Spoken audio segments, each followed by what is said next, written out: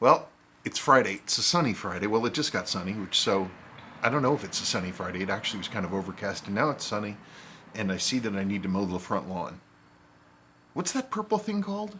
Sea lavender. Sea lavender. Well, the honeybees love it. Mm-hmm. I'm glad that it comes back every single year. Mm-hmm. Sea lavender, everybody. Go search up your sea lavender, and you'll know more about it.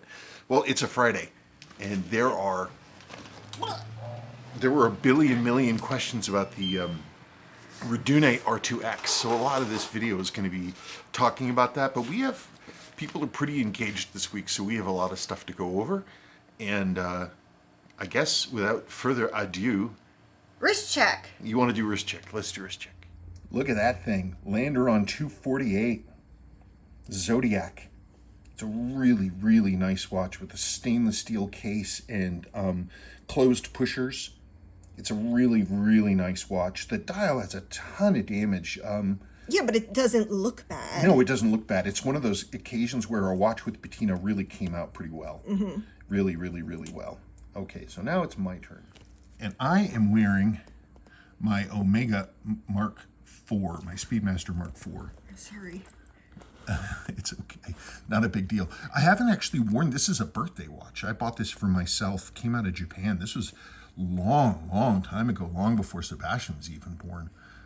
These are really, really cool. They have a Lemania movement in them, and they're really neat. They've got a couple cool features like this little disc here underneath this marker with the arrow. That's your 24-hour marker.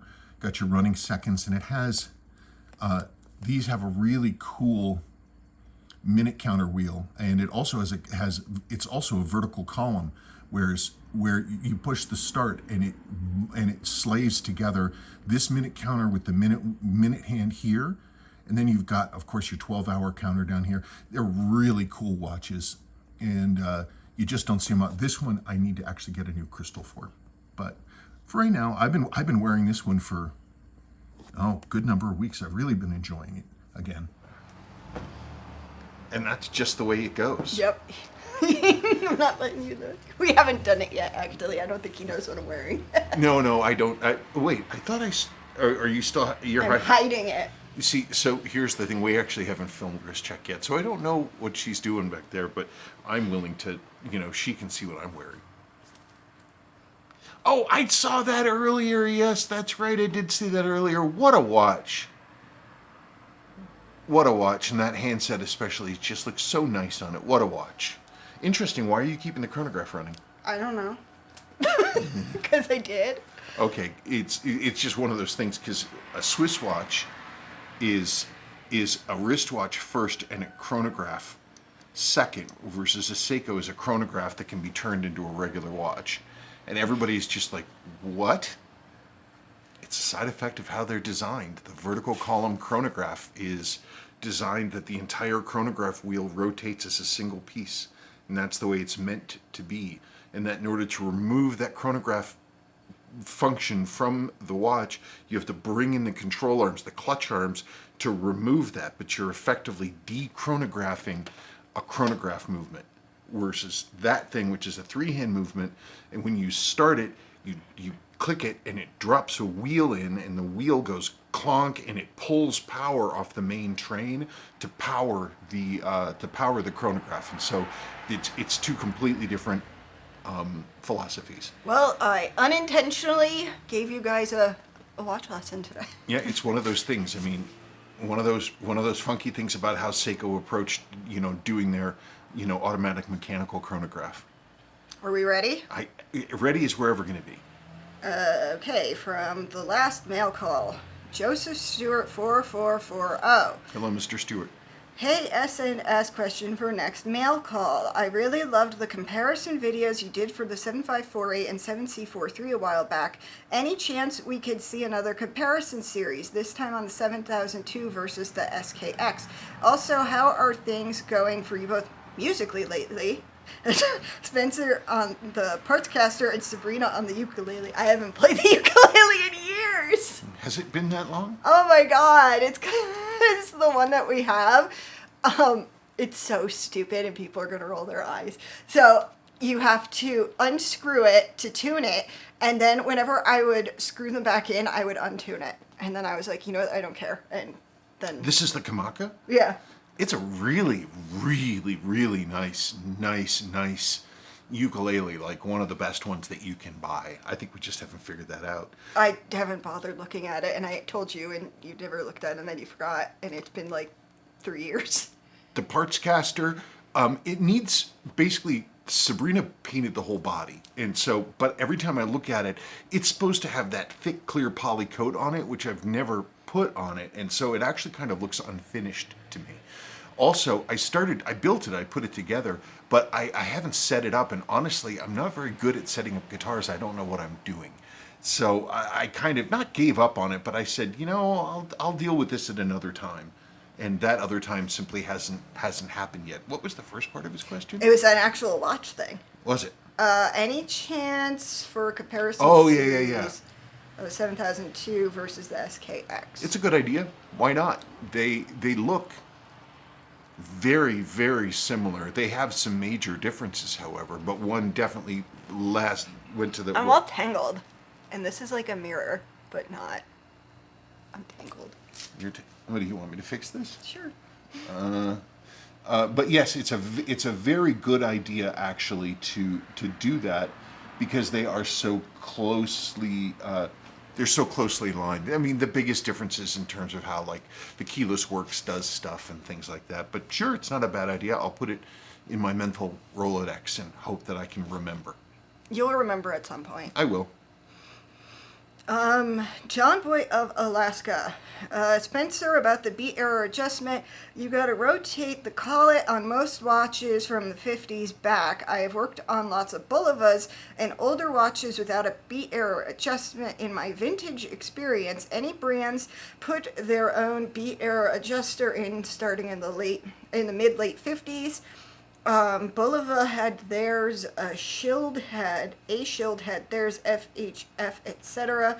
Don't know who had it first, but the oldest I can remember working on with beat error adjustment is a 40s Mito bumper movement. By the mid-60s, everyone had beat error adjusting, even cheap caravels. This is not definitive, just my experience.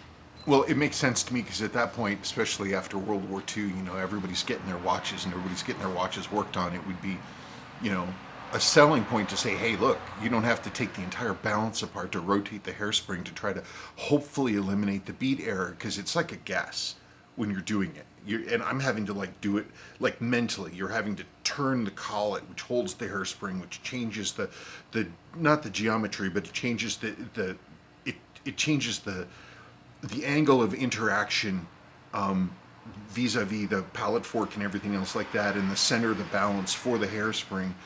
And it's sometimes you get it right and sometimes you get it wrong. That watch there, I think, actually has like 1.1 beat error on it, and I had taken it apart and put it together so many times, if memory serves me, that I was like, you know, I'm going to live with 1.1 for as often as she wears this watch. That I think I'm just going to stick with. Yes. But that's good information. Thank you, John Boy of Alaska. 7R Slender. Hi, Sabrina. Hi, Spencer. Love your mail calls. Thank you. It's just so relaxing to listen to you two. Thinking about people my whole life told me I sound annoying. So, really? Thank you. Well, and I mean, and I just remember all people, you know, in my professional work, when I would get going about some other subject, and I would tell that I'd been going on too long, just by the look of just befuddlement. People looking at me and being like, what is he talking about? I've seen that. Yeah, so have I. It makes me very sad, just because I get carried away. It's okay. The next thing you know. Talking about the 6159 7000 homage by Martin or San Martin. I don't know if it's San Martin or San Martin. 6159 7000. Okay. Whatever. I would love to hear your opinion about the SLA 025 homage by 54 Watches, which is also available on the WR Watches store. I think it looks pretty cool. It seems to be a bit smaller than the San Martin and the Seiko SLA 025, which I find quite interesting. Oh, and did I mention that it is made of grade 5 titanium? Grade 5 titanium. I'm not even sure what grade 5 titanium is. Obviously, No. obviously there's 4 lesser grades of titanium ahead of it. What makes it like? Is it better than everything? Is there titanium that's Less pure? less? I don't know. More pure? I'm not a Forged- metallurgist. Forged differently? Metallurgist, actually. I know. I know you know. was being jokey. I know you know. I like the word metallurgist. Okay. I always thought it was good. I've never seen it. I wasn't planning on going out and buying another watch, and I don't know. Is this a watch that you have? If somebody has one of these watches and is willing to let me look at it, please let me know. I'd be happy to look at anything anybody cares to send in, and that'd be pretty neat. And you will get your watch back. Joseph Stewart. Hey Spencer, I know you tried to track down Survivor not so long ago. Did you have any luck? I watch this video every now and again. Really? This 6309 is truly admirable. No, Survivor, just some backstory. Survivor was a 6309 that had gotten flooded with water, and then because the way that corrosion works and it was still relatively sealed, it had liquid water inside. It couldn't rust anymore. Was because that the one found on the beach? No, that was was a Marine I thought Master. so. Okay. But that was the same situation. The corrosion inside the case, it ate up all the oxygen, and so the corrosion stopped, which means the watch is just sitting there and it had liquid water inside. But all the oxygen was gone, so it wasn't reacting at all. Like, I got the watch in the mail, and I took it down to the watch bench, and I could see water sitting on the dial. It was mind-blowing. I have no idea how long the watch had. Holy crap! What was that? That was a 1949 Hudson. Is it like Doc Hudson? Yeah, no, very, very, very much so. Doc Hudson was a 2-door though. That was a 4-door. Wow, I haven't seen a Hudson rolling on the street, and I haven't seen a Hudson under its own power for 25 or 30 years, without a doubt. And it had a pretty amazing. That's somebody's project car, because it had this like crazy patina paint job where it clearly had sat behind someone's barn for a really long time. That's what it looked like to me. I can't believe it, man. Those cars are just something. Did you get a chance to see it? The bushes got in the way. I saw it was an old car. Yeah, because they're just shaped like a bar of soap. They're just absolutely smooth out. That's crazy. And it's cruising around here. Maybe I'll get to see it again. Wow. I haven't seen, seriously, it's been like 25 or 30 years since I've seen a Hudson moving under its own power. I mean, chances are, unless I see that one come by the house again, I'll never see another one driving.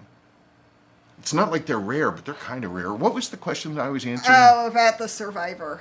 Oh, Survivor. Anyway, so I opened it up, and I was able to clean it out immediately, just like this, and service it, and it was fine. The movement was fine. And then, because I don't keep watches, I sell watches, and I don't, I'm not a hoarder. It got sold off to a guy who then wore it like skateboarding and rollerblading, and he whacked it really hard, and he messed up the insert in the rotating ring and probably broke the escape wheel. And then he was supposed to send it back in here to me, and I was going to buy it back from him, and he just never did. I mean, I can remember the guy's name. I just don't know what happened with the watch. It's gone. Someday somebody's going to find Survivor. It is marked inside the case back. It says Survivor, my 6309. I'm a survivor. Well, School bus. Matt Talbot 4942. Question for you. Some years ago, I was made aware of an organization that my uncle was part of in the Vietnam War. He was MAC-VSOG. Would you and Sabrina be willing to discuss watches that met the MAC-VSOG criterion, mainly no traceability? Thank you both for all you do, and best wishes for your future. Believe it or not, I'm not an authority on this. There are people who know a lot more than I do. They were MAC-VSOG. They were special forces, special forces, especially in Vietnam, and they went places they weren't supposed to go and did things they weren't supposed to do, and it was extremely hard, demanding work, and they had to basically wear gear that did not identify them specifically as U.S. service members. So they tended to wear a lot of custom gear, like Korean War era tiger stripe camouflage and stuff like that. I know the procurement was for Seiko watches that had readable Arabic dials. And that's what we've seen based on my observation. That's what we've always seen that they had. I believe guys could also wear private purchase watches. Guys could also wear private purchase watches. I own a couple watches that purportedly were worn by these guys, but I don't have any hard and fast data on that. It's just the story that came with the watch when I bought it. Which would make sense to me. If you're going to have a bunch of guys look like they're not outfitted by the same group, at least have them, mix up their gear a little bit. Mm-hmm. There was one guy who was MACV SOG I think he was MACV SOG. He was definitely Special Forces, but he had been in the Waffen SS during World War II, and he actually wore his helmet. Wow. Yeah, it's one of these. It's one of these crazy pieces of trivia that I forgot about completely until I saw a photograph of it not too long ago. That's wild. It is wild, but there are a lot more people who know a lot more about this subject than I do, so I'm not going to pretend that I know a lot. The big thing is that they weren't to be military issue. Nielsen Gupta. Hi both, question for next mail call. The band on my 7548700F broke the other day. What band would you recommend? Would you recommend a Z199 or another? Your band broke. Well, if you can get one of the new Z199s, they're great quality. I don't know what else they're my favorite ones. They're so restrained in terms of how they look, and they're all brushed, and they're solid stainless steel.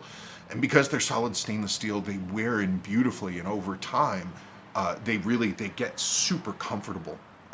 Again, because they're solid stainless steel, and they kind of just seat in really nicely. That's I don't know. That's what I would. Oh, sorry, I was scrolling down.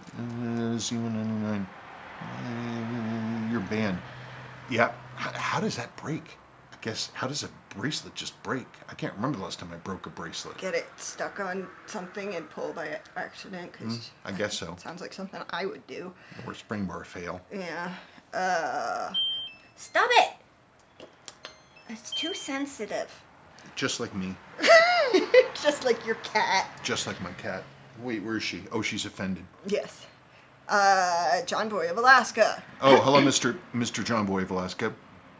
Spencer, about the beat error adjustment. Oh, wait, did I get it twice? Did I? Oh my God, you did. I did. I got it twice. Okay, sorry, Mr. John Boy. You don't get two answers to the same question, but you didn't want to. You didn't want two answers. So it's entirely my fault. Okay, now we're on to the Rdunae questions. Okay, hang on, I need to yawn. You need to yawn. I need to get a drink of water, and I need to think about that 1949 Hudson. Okay. How'd you know it was a 1949? I just knew. You just knew.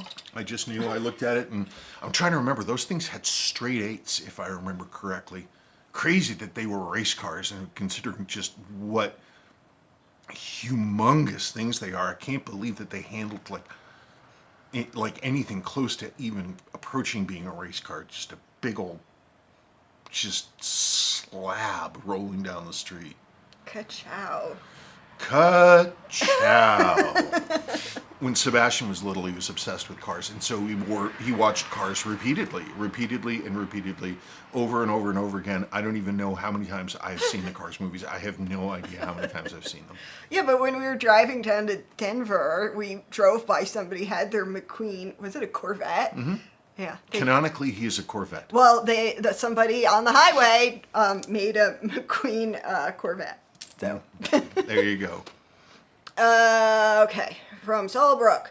Hi, Mr. Brook. Swing and a miss. Swing and a miss. He's talking about the new watch. Mm-hmm. He's talking about the R2X here. Swing and a miss, but Mr. Brook is he has very clear ideas about what he feels is acceptable. Not saying it wouldn't satisfy many, but having had a 6105, 8110, low these many years, all I can see are the flaws. Not that it matters, I'm no purist. Wear what you like and like what you wear. No. Well, he owns a lot of modded watches. I know. You're just very opinionated. I know. What are you going to do? I love my Rdunae RA03 and RA01 field watches. The RA03 is what Hamilton should make if they had the balls to produce a modern KFM in 34.5 millimeters. The RA01 has been a good placeholder for a CWCG10, but is a damn good interpretation for under $50. And edit, I'm not knocking Rdunae on this effort. Compared to where the 6105 Clomage market was 10 years ago, this is phenomenal. Kudos to them for the 19 millimeter lugs. Every 20 millimeter version of this case just has screwy proportions. Yeah, it does. It's crazy. 1 millimeter on the lugs on a 6105. If having it 1 millimeter larger, it jacks up all the visual proportions. It's crazy that it's such a powerful effect for me anyway to see it. So I agree with you entirely, 100%. Imagine, Saul, if the last 10 years have given us some just amazing, clomage. That's pretty good, clomage. Maybe I'll start using that. Maybe clomage models. Imagine what the next 3 or 4 would produce. I mean, if I keep yelling at people, maybe it'll happen. Who knows? Grr. Master watch. Well, for the money, this has to be an option if you're looking at cost and want that look. Oh yeah. Plus 6 seconds with no beat error for an NH35. You have to think about this. I mean, that's just the fact of the matter. At a certain point, you want to talk about. I mean, because I talked about in that video the fact that the R2X is in many ways an homage. It's a more faithful adaptation of the original than Seiko's own SLA 051. And Seiko made a bunch of different versions of this. This is the SPB 293 or something else like that has the dated 3 and it has the X on the dial and all that other kind of stuff. But Seiko can get closer, they just kind of choose not to. But I mean, the difference in price, $155 versus $2,000, watch money isn't like any other kind of money. I mean, like a car for, if I'm getting a project car for $2,000, that's big money. That's big money because you're buying a big thing. But $2,000 for a watch, that's not peanuts, but... And it's a good investment, but it's not like you're really putting in money for one of Seiko's limited editions for $4,000 or $5,000. But in the end, that thing with an NH an NH35 in it, and it's running with that beat error and running with that accuracy for $150 is just unbeatable. It's unbeatable. I mean, just in terms of having a watch, it's just unbeatable. Sorry, I got distracted. Oh, okay. What are you doing? I'm logging into something. But now I'm not, and I'm going back over here. Okay. Mix Odorians 12. My brain just remembered a freaking troll from StarTrek.com. Because of the person's name. Do you remember Odo Goo? Yeah, sure. A freaking troll that was talk to me all the time. I had forgotten. We met on a Star Trek message board, so when we talk about the old days, that's what we're talking about. We're talking 20 years ago. We are talking 20 years ago. I don't know where the time went. It's so hard for me not to start warbling who knows where the time goes, but I will refrain from doing that. Anyway, think Seiko has to move things around to comply with various dive standards on newer watches, so they cannot just recreate it exactly, unlike Rdunae, who don't have to comply with anything. Seiko cannot now put the date window where it used to be, for example, and delete a marker, but they can make a dive watch without a screw-down crown that people go into the water with and then post that they got water in it, so... Yeah, there was a guy on Reddit, on the Seiko subreddit, and he posted his SSA 03K, I think it was The Batman one. the newer GMT Batman one. Picture of him, underwater. But the post was, "Hey, I got water in my 100-meter watch that I took diving, and they don't have screw-down crowns." It's crazy, because my Reddit account, nobody knows who my Reddit account is, because I don't use my old main. I got banned on it for yelling at Russians. And so that old main doesn't exist anymore. So, but anyway, sometimes I talk to people on Reddit about some of the things they say about Seiko, and it's crazy how many people be like, "You're a moron. You don't know anything about Seiko." Seriously, it happens, and I'm like, okay, all right, whatever. But anyway, yes, without a screw-down crown, yeah. Well, I just remember when that watch came out and we both were screaming about how stupid it was that it didn't have a screw-down crown. People were like, "It doesn't have to. You should, people who buy it should know better," and blah, blah, blah. And as proven by that, which I believe I said people don't, read directions or whatever, we were right. Yep, it's the same thing. The problem is that if you don't have a screw-down crown, the crown can move if you're underwater. And if the crown moves, you can start getting water inside. And even in tiny, tiny amounts, water is going to react really badly to things inside the movement. Movements do not like water exposure, even at the level of humidity. So, your mileage may vary if you decide to take your non-screw-down crown into the ocean. Yes. Peter Russell 8409. I have one. I also have the SLA 033. It's more of a copy of the 033 than 491, which I also own. Yeah, the 033, to this person's point and to the previous person's point, that thing has its date at 3. So I don't know that Seiko necessarily can't do that. I'm not 100% sure.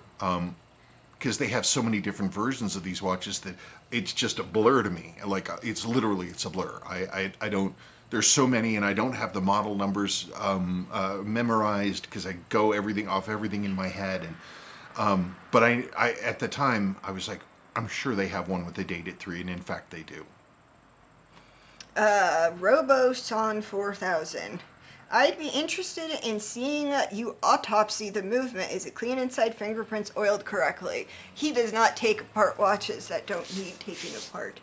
I really try not to. If I can possibly avoid not taking it apart, especially if it's running well, it's a. I mean, I can do it. I could do it. I've done it in the past. It just wasn't something I was planning on doing at this time. What I really want to do is I want to take the watch head and I want to put it on a solid stainless H-link, which is something that I like to do, and wear it as it is, and see if I can get some actual wrist time out of it. Mine has been, one thing I've noticed with mine is it actually doesn't have great power reserve. It's really weird. Like, it can be fully powered and it might not necessarily be running the next day. And I want to really test that and see, because it's supposed to have, its power reserve is supposed to be, coming on 35, 40 hours. Oh, hi, Kraken. Yes. Why don't you come and see me? So that's something I really actually want to see. And then, what? I was distracted.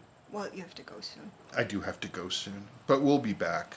No, I don't have to go that soon. Well, I was going to let you finish up your thought before I go to this very long question. Oh, okay. Yeah, so that's the thing. We've got enough to answer this question, and then we'll have to take a break and come back. Okay. Salty crabs. You're right about the crystal profile being the issue with the doubling effect of the hash marks. I've been messing around with trying to make my Rdunae more accurate to the 6105, and the shallower crystal profile and lack of double dome makes the dial not look as accurate to a real Willard. While Rdunae makes some very nice watches, I don't recommend looking into the Rdunae R1 Tuna. Mine has a weird issue where the bezel gasket rubs on the click spring, causing it to break and jamming up the rotating bezel. Well, that's no good. The Allen head screws that hold the shroud on are such a soft metal that they've rounded over, and I really can't take the watch apart anymore to work on it. It's a shame because it's a super interesting design, but just has a few flaws that really kill it for me. You know, it's funny though. On the Seiko Solar tunas, their shroud screws are also incredibly soft. They're a hex. They're an internal hex key taken out, and I rounded those things off like right away. I had to go and I had to use a broken screw extractor to get them out. That's what it actually took, and I had to literally. I had to I had to do real like I had to tap it in and then tap and turn with the watch in a jeweler's vise in order to get those things out. Let's see, we're doing the shower, the double dome. Yeah, the crystal is the biggest question mark, besides the sweep seconds hand and the lack of frosted markers. I don't know. Okay, well, I think we should take a break, and then we'll come back and finish up, okay? All right, we'll talk to you guys in a bit. And we're back. I wanted to take a moment and just give a shout out to my cousin's business, Port City Amplification, for all your amplification needs. Visit Port City Amplification. He's a good guy. Credit to the Klein name. Yes. Forbin Colossus. The very one. Curious if the other 6105 lookalikes, like the Heimdallr or Addis Dive, differ on quality or are rebranded Rdunaes. I don't have a definitive answer to this question. The reason I put this question on here was to say, as far as I can tell, it almost looks like all these watches are under a single umbrella. Why don't we get one of these other ones? Well, we can certainly look at them and see. I mean, they're certainly not terribly expensive. I figured if they were, I wouldn't have suggested. Because if you go to the website, it has all of these sub-brands listed underneath the thing. I think that they're all made by the same company to some degree or another. But we're going to I need to find out. Yeah, well, why don't you find out, and then if they're not made by the same company, then get one. Because you don't want to get the same exact stupid thing. Yeah, if anybody knows the answer to that one, please let me know. Hang on.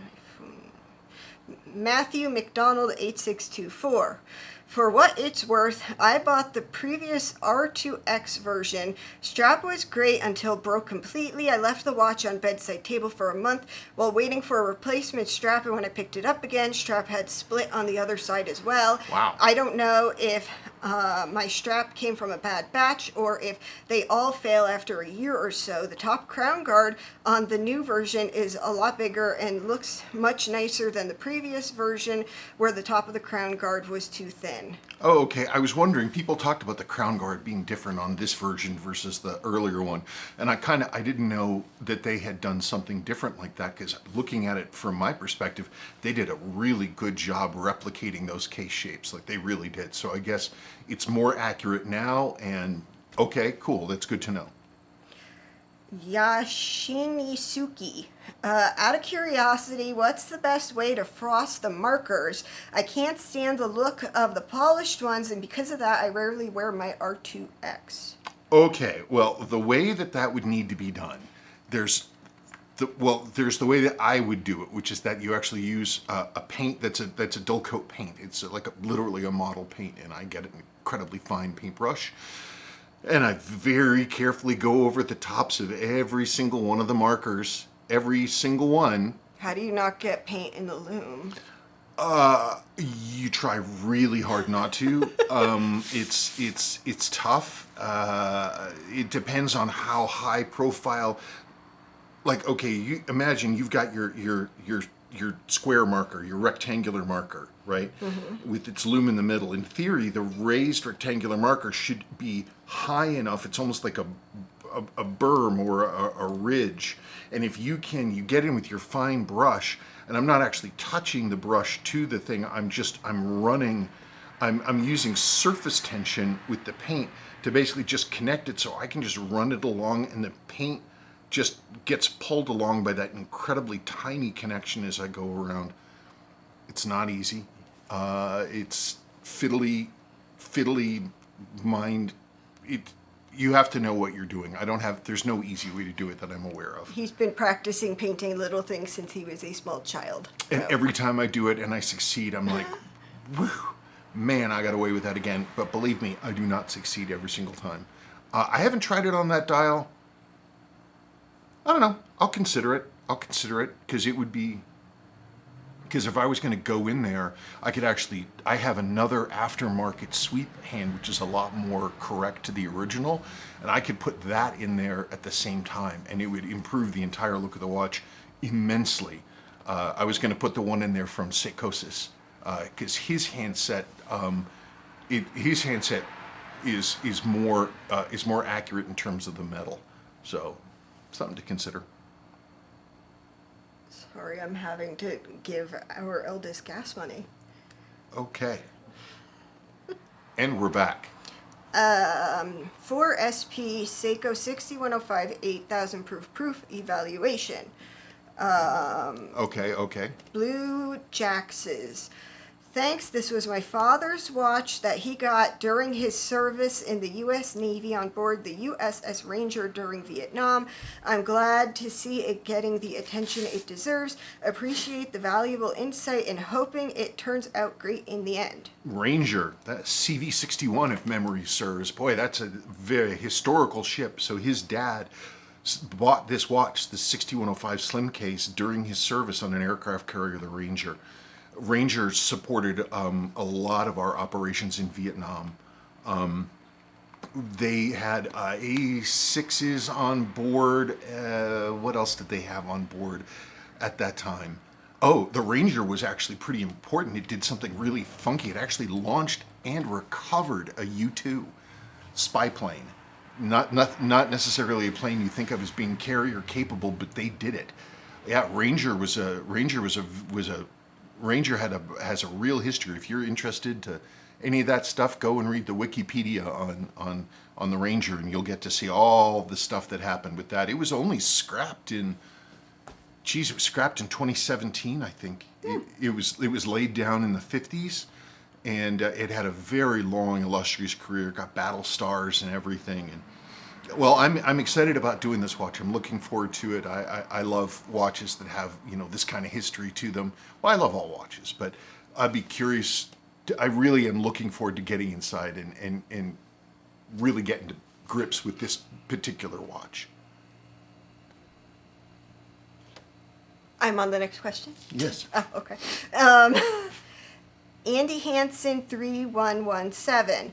Vietnam vet here. I bought my dad a Seiko world timer while I was there, but never got myself a watch. Regret that now. And the in-laws got the world timer, so out of luck there too, but made it back and now really into watches. On the bonus side, my brother-in-law bought a 6139 6000 in 1970, a proof with a perfect dial, and he gifted it to me. I consider myself ahead of the game.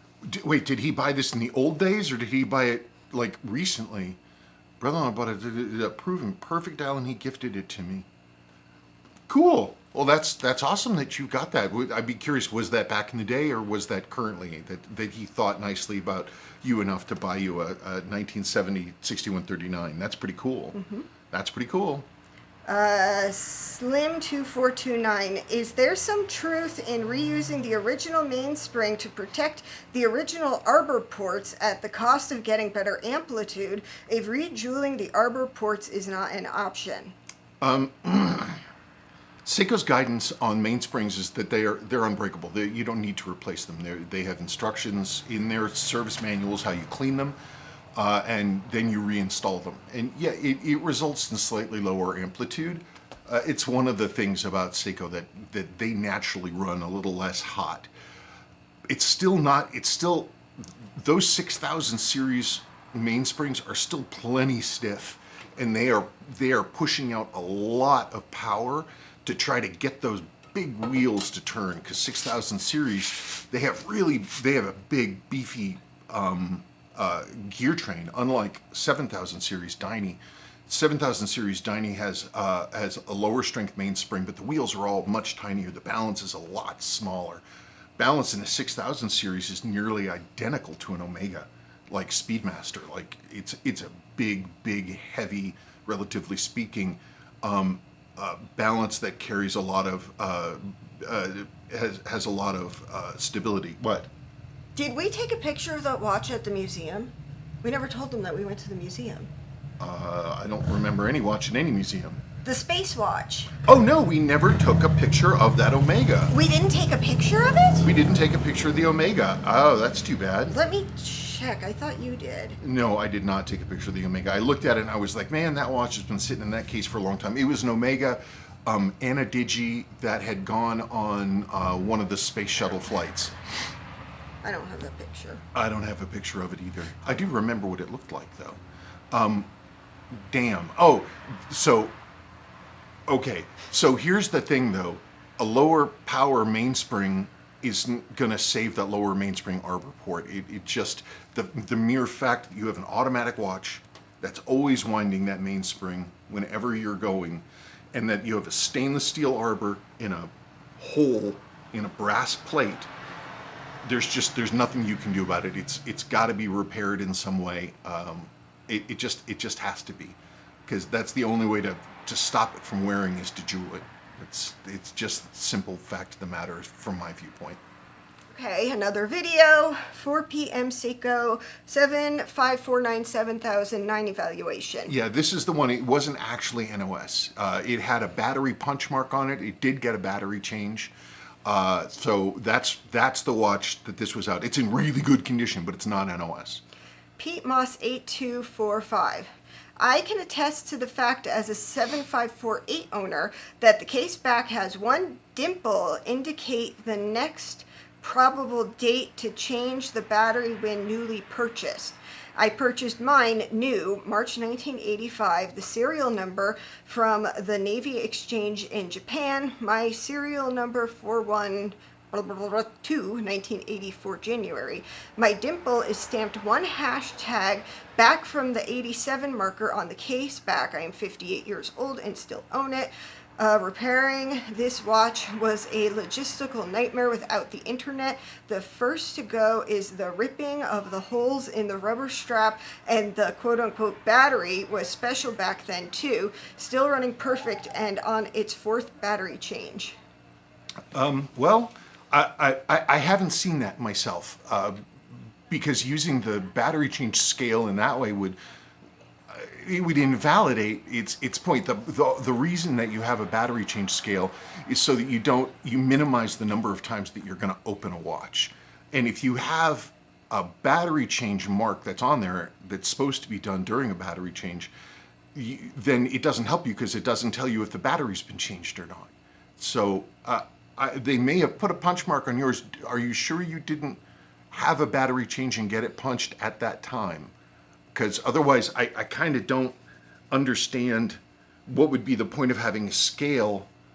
I mean, I understand where you're coming from. The idea being that, oh, at this time you should get a battery change. But Seiko has a battery change indicator built into the movement. It has the two-step. So when the movement starts going to a two-step, you know that you need a new battery, and that should really be the indicator that that you need a new battery, not a mark on the case back. So I'm not sure about that one. But he's the one that said that it was on his watch. Right. No, I understand that. I don't have an explanation for that. All I'm saying is that from my perspective and what I've seen, that is, typically almost every single time I'll see one battery change mark, usually the first one I usually see. And again, you'll see it about 3.5 years on. I don't know. I haven't seen it. I haven't noticed. It doesn't make. I don't know. I don't know what to say. So, I guess if anybody has any information about that or any input about that, I'd be curious to know, because it seems backwards from how the scale is intended. What do you think? Brown Bullhead Restoration, CMB 1972. Hi, nice service on a beautiful example. I understand some JDM 6138s have 23 jewel movements. Where are the extra jewels over the 21J model? Are the escape wheel jewels diafix? I wish I knew. I don't think I can't remember the last time I saw a 23 jewel 6138 in there. I suspect that what you're going to see like when they upgunned the 17 joule 6139s to a 21 joule 6138, they don't have those die fix settings in there. One thing they do have is they have a joule for the upper mainspring. I'm sorry, for the they have a joule for the lower port that the minute counter wheel goes through. I don't know if they moved that over into the 6138 with the 23 joule. They're really rare. They're JDM only, and you just don't see them very often. If somebody has an answer to that question, I would love to know the answer. I wouldn't be surprised if it had to do with die fix. It wouldn't shock me in the least. So, but let's just simply because I don't remember seeing. Well, I can't say that I remember seeing that jewel in the center wheel bridge for the minute counter wheel, because when was the last time I ripped apart a 23 joule 6138? I don't know. I don't either. I have no idea. So I don't have the answer. Somebody else have the answer? If not, that's it. Maybe they can look through your old videos and have the answer of when the last time was that you did that. If I have, it has been many, many, many years.